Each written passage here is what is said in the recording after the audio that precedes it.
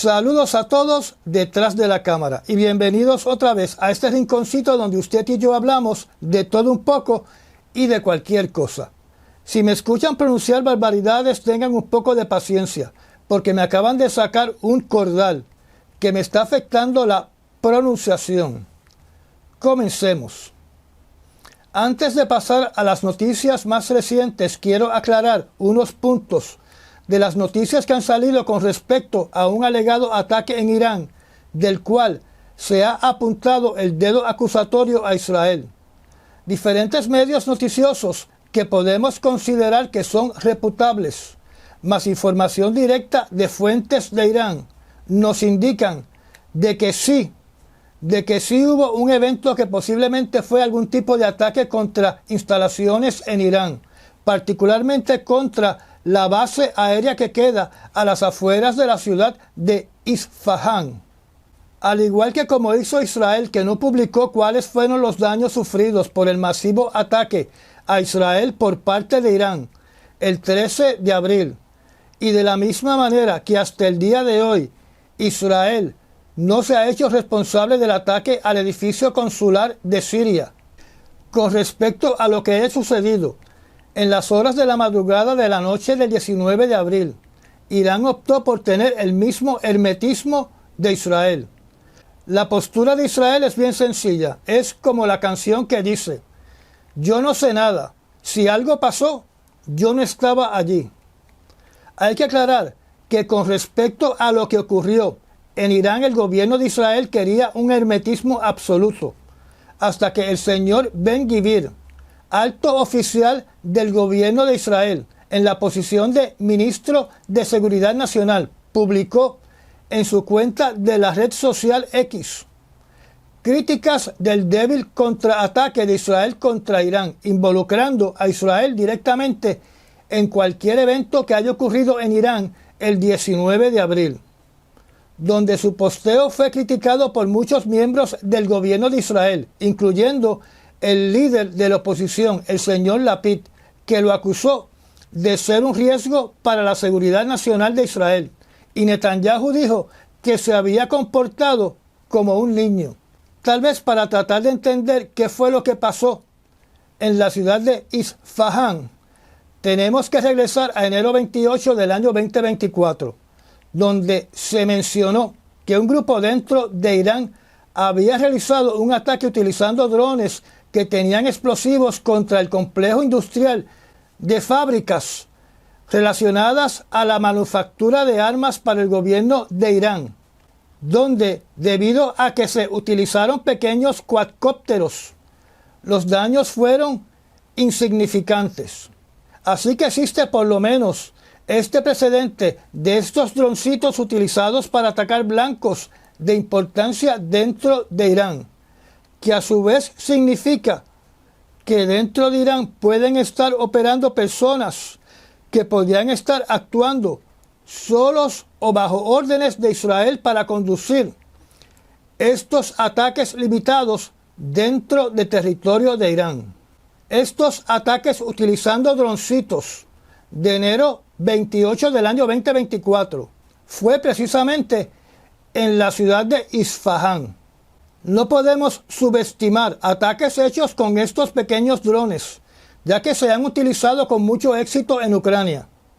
Naturalmente, los visuales de alegadas explosiones de misiles interceptores en los cielos de Irán no son compatibles con intercepciones hechas a estos minúsculos droncitos. Pero lo que se está proyectando para propósitos de los medios noticiosos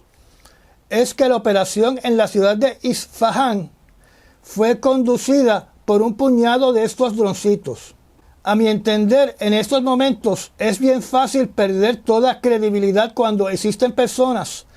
que se están inventando 20.000 cuentos que no están sustentados o validados por fuentes reputables con respecto a lo que pudo o no pudo haber sucedido el 19 de abril en Irán. Como a mí me gusta que la gente esté bien informada, cercano a la ciudad de Isfahán no queda el reactor más grande de Irán, El reactor más grande de Irán está en la costa de Irán con el Golfo Pérsico, en el suroeste del país. El reactor más grande para la producción de combustible que se puede utilizar para la manufactura de una bomba atómica es el famoso reactor de Natanz, el cual Netanyahu quiere destruir desde hace un tiempo atrás. Lo que hay en las cercanías de la ciudad de Isfahán es el centro de investigación nuclear más grande que tiene Irán en su país, que tiene un reactor para esos propósitos y teóricamente es el lugar donde se estaría desarrollando una bomba atómica. Digamos que sería el equivalente al Centro de Investigación Nuclear Dimona en Israel. En el mapa que ven en estos momentos en la pantalla pueden ver claramente que los domos verdes son los reactores o centros de investigación nuclear de Irán. Los barriles rojos son los reactores para el enriquecimiento de uranio. El óvalo amarillo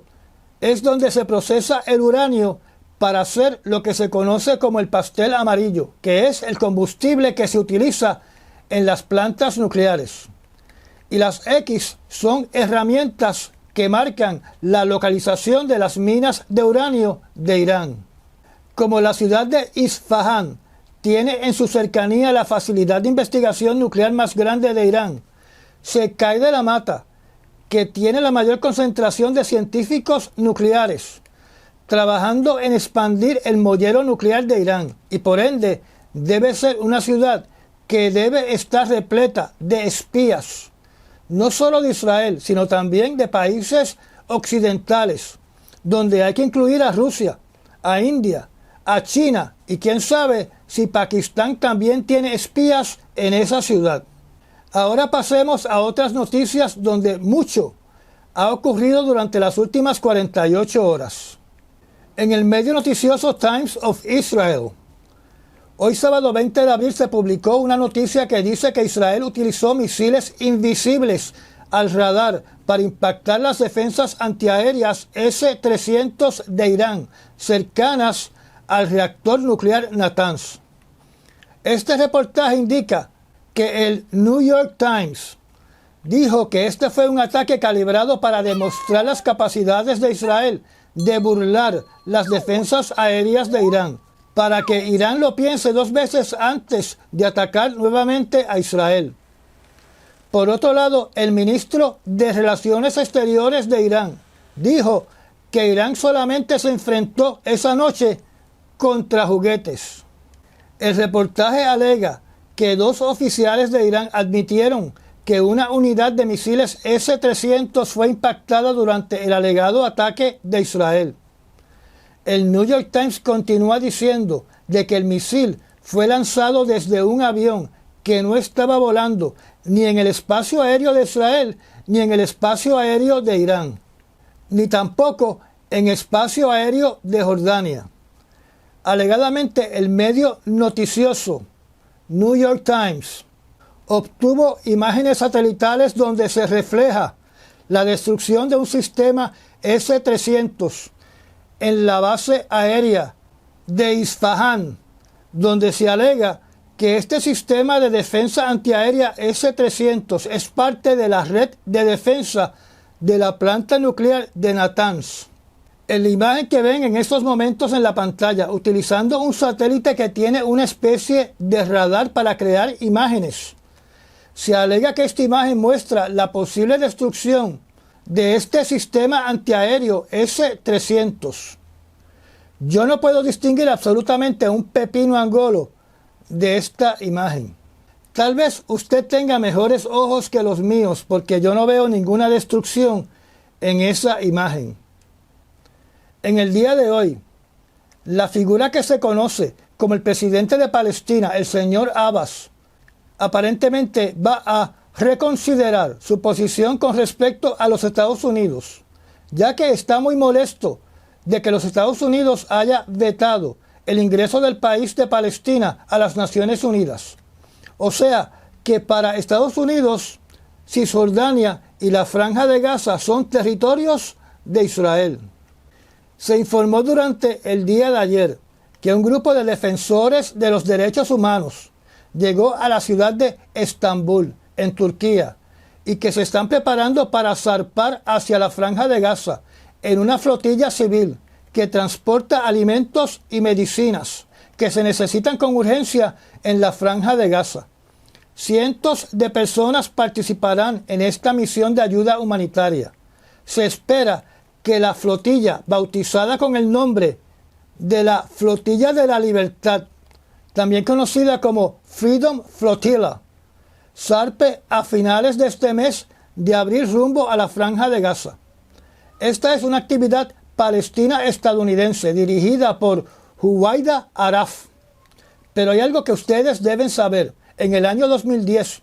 zarpó de Turquía la Flotilla de la Libertad, donde Huwaida Araf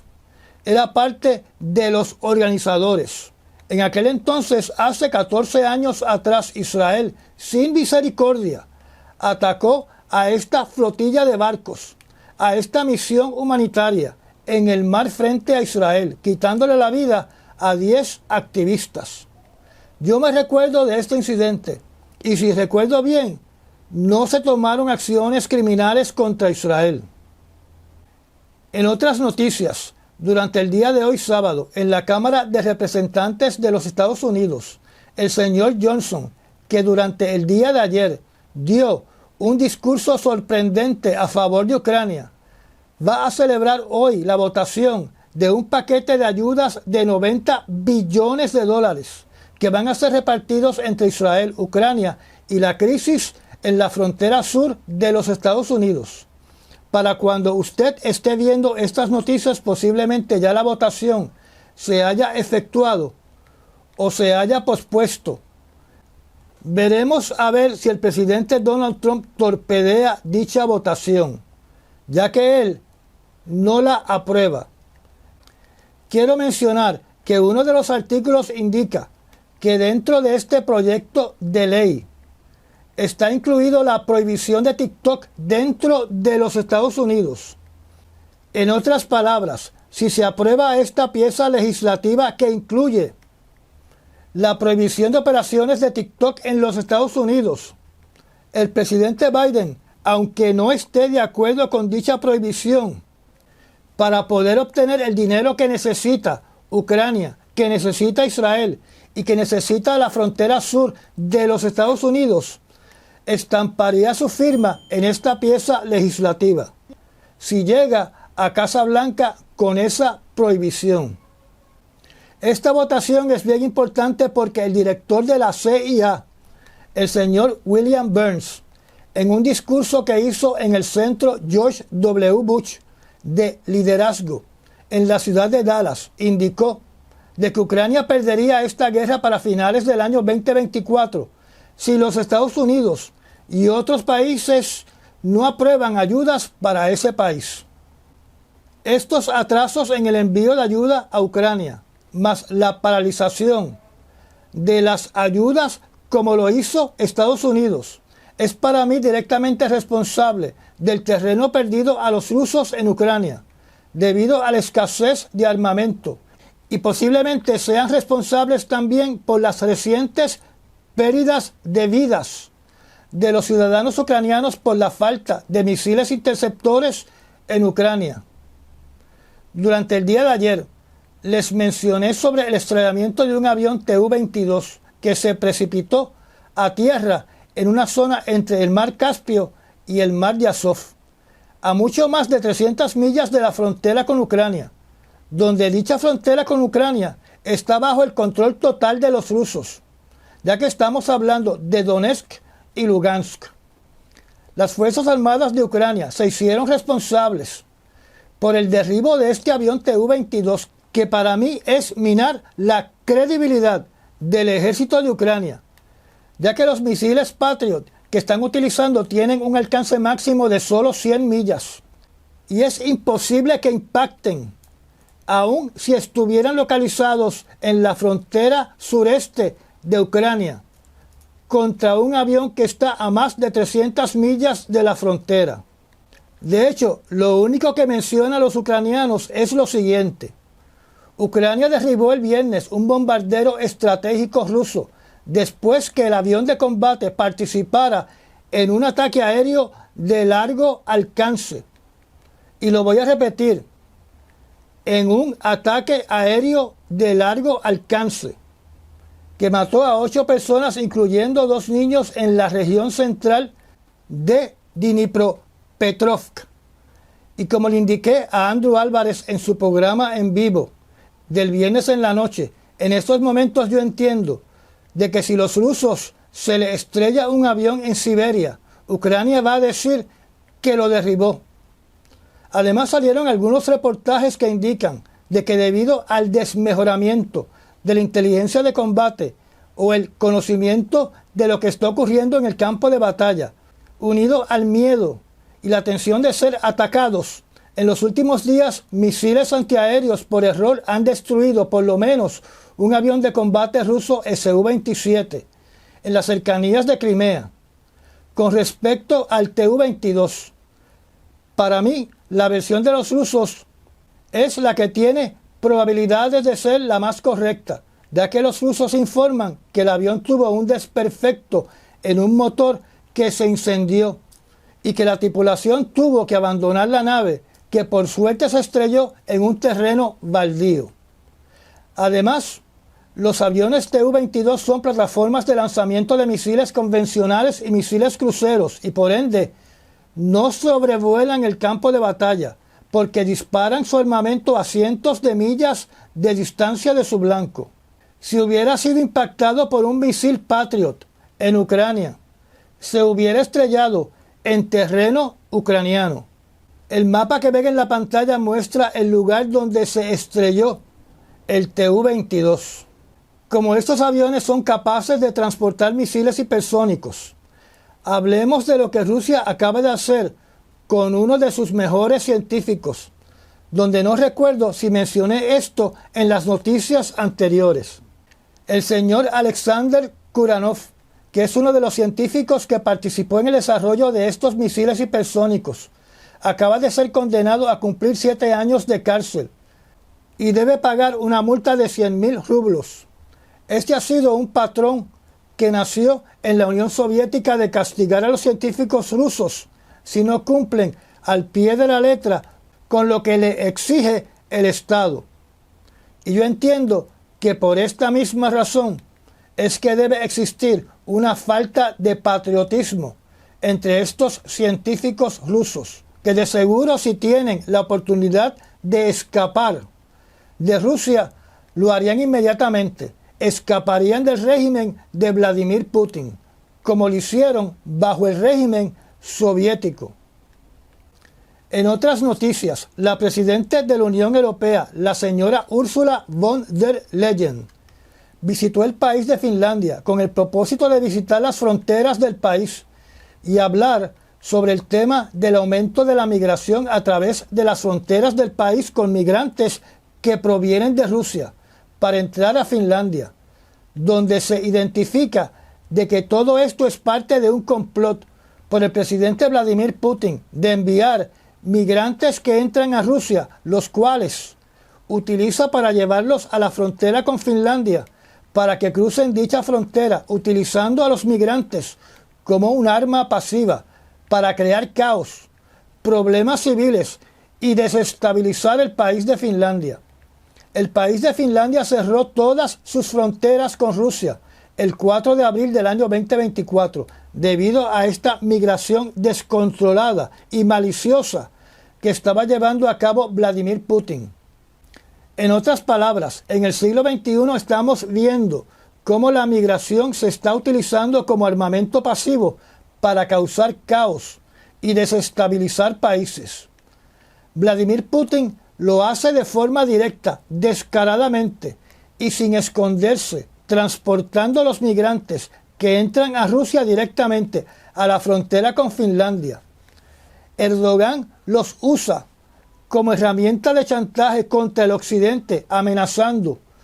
que va a enviar una ola de migrantes hacia Europa en reacción a medidas antipáticas que afecten a Turquía. En otros lugares, El arma migratoria se hace de una forma más sutil y escondida, donde simplemente por mecanismos ocultos se insta a que la población migre a otro país. Internamente en los Estados Unidos, los estados republicanos arremeten contra estados democráticos, enviando hordas de migrantes. Uno puede especular y ponerse a pensar como los locos de que algo similar, en alguna escala, se está haciendo en la frontera sur de los Estados Unidos. En el escenario asiático, Corea del Norte realizó una prueba de un alegado misil crucero estratégico que tiene las medidas necesarias en la sección que lleva su carga explosiva para llevar un artefacto nuclear, según ellos. También indicaron que realizaron una prueba de otro alegado nuevo misil antiaéreo, o sea que es para derribar aviones o misiles que sean lanzados contra Corea del Norte.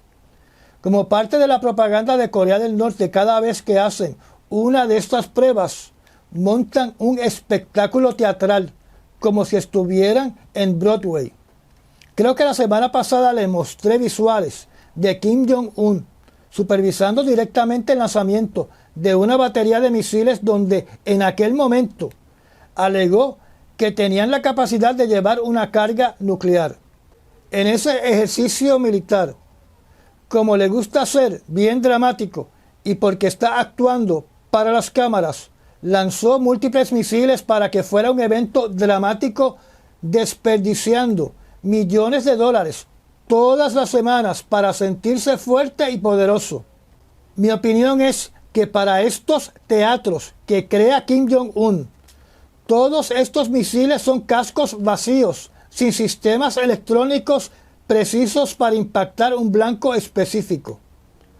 Tengamos en cuenta que países como China, como Rusia y como los Estados Unidos, cuando prueban estos sistemas de ataque o de defensa, lo hacen contra un blanco específico, porque también están probando su capacidad de maniobrar y de impactar un blanco con precisión. Rusia y China, como son países tan enormes, lanzan estos misiles desde un extremo del país hasta el otro extremo del país.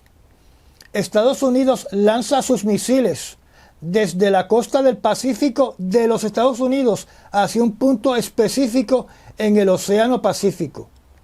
En el caso de Corea del Norte, aunque alega que tiene misiles de largo alcance,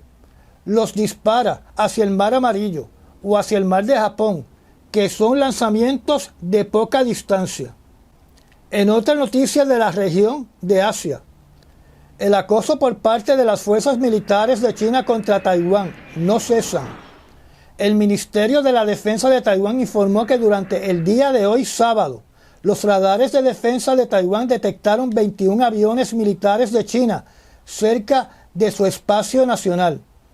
El Ministerio de la Defensa de Taiwán también informó que van a estar monitoreando las actividades con sus sistemas de vigilancia y desplegaron los activos apropiados para responder en consonancia, que lo que significa es que le han dicho a sus aviones de combate que despeguen de sus respectivas bases aéreas para prepararse para una intercepción en el caso que los aviones de China entren peligrosamente dentro del espacio aéreo nacional de Taiwán. Además, China condenó este jueves, expresando una grave preocupación por el despliegue de un sistema de misiles de los Estados Unidos en el archipiélago de Filipinas de mediano alcance, que en teoría podría poner territorio chino dentro del alcance de ataque de este sistema de misiles, donde estamos hablando de un vehículo llamado Tifón, que tiene la capacidad de lanzar lo que se conoce como un misil estándar tipo 6 y el misil de tierra a tierra llamado Tomahawk. El famoso Tomahawk es un misil crucero de largo alcance que puede llevar una cabeza explosiva convencional o una cabeza explosiva nuclear, y debido a su localización puede alcanzar blancos en territorios controlados por China en el mar meridional, así como bases militares a lo largo de la costa sur de China. Aparentemente este sistema de misiles ha sido transportado al archipiélago de Filipinas para participar en un ejercicio militar. Así que se desconoce si este equipo va a permanecer en Filipinas o si está allí de forma temporal. Regresando a los Estados Unidos, la sección 702 de la pieza legislativa conocida como FISA está, como decimos aquí en Puerto Rico, vivita y coleando, ya que el Senado de los Estados Unidos aprobó durante el día del jueves, pese a las objeciones de grupos que defienden las libertades humanas y de algunos demócratas. Esta sección ha sido utilizada por agencias federales para realizar vigilancia sin tener una orden judicial a ciudadanos de los Estados Unidos. Alegadamente, esta medida es una pieza esencial para identificar riesgos contra la seguridad nacional de los Estados Unidos y actividades de espionaje, incluyendo posibles actos terroristas que se vayan a cometer en suelo de los Estados Unidos o en suelo extranjero. En las noticias de ayer se me olvidó por completo indicarles, cuando les hablé del señor Nicolás Maduro,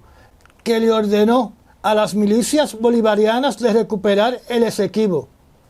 donde no les indiqué que simultáneamente la administración del presidente Biden volvió a imponer sanciones petroleras a Venezuela, diciendo que el presidente Nicolás Maduro no ha hecho nada para cumplir con las reformas prometidas antes de las elecciones de julio.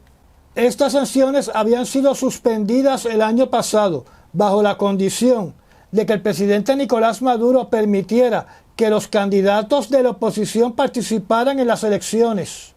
Pero el gobierno de Venezuela hizo exactamente todo lo contrario, creando nuevas leyes para impedir que candidatos de la oposición corran para cargos gubernamentales, mas haciendo falsas acusaciones para descualificar a candidatos que tenían más posibilidades de vencer a Nicolás Maduro, donde se están pasando leyes tan draconianas que dicen que cualquier persona que está en contra del gobierno está cometiendo un acto de traición. Y por último quiero mencionar, en el día de ayer ocurrieron dos incidentes con implicaciones internacionales que para mí son eventos totalmente fuera de lo común. El primero fue la persona que utilizando gasolina se prendió en fuego en una localización que se ha descrito que está frente a la corte donde se está procesando al presidente Donald Trump, donde se describió a esta persona como una persona que vive en el mundo de las conspiraciones. Lamentablemente esta persona llamada Max Azzarello de San Agustín, Florida, falleció hoy en el hospital. El otro evento está vinculado a la detención en París de un individuo que entró a la embajada de Irán con un chaleco explosivo falso, realizando amenazas de muerte. Este individuo fue la misma persona que hace un año atrás le prendió fuego a las puertas de la embajada de Irán en París. Los oficiales de la embajada de Irán no comentaron nada públicamente sobre este incidente. Según un testigo, en el exterior del consulado, el sospechoso llevaba no solamente un chaleco con explosivos, sino también una granada. Las autoridades no hicieron público el nombre del sospechoso, pero sí indicaron de que había nacido en Irán en el año 1963, donde aparentemente ha tenido varios incidentes en protestas y agresiones contra la embajada de Irán en París, y tenía una especie de orden de protección donde no se supone que se acerque a la embajada de Irán. Y ya llegamos al final de esta charla. Gracias a los patrocinadores y a las personas que me han dado un super thanks. Suscríbase y apriete la campanita. Recomiende este canal y nos vemos en el próximo análisis noticioso. Hasta mañana.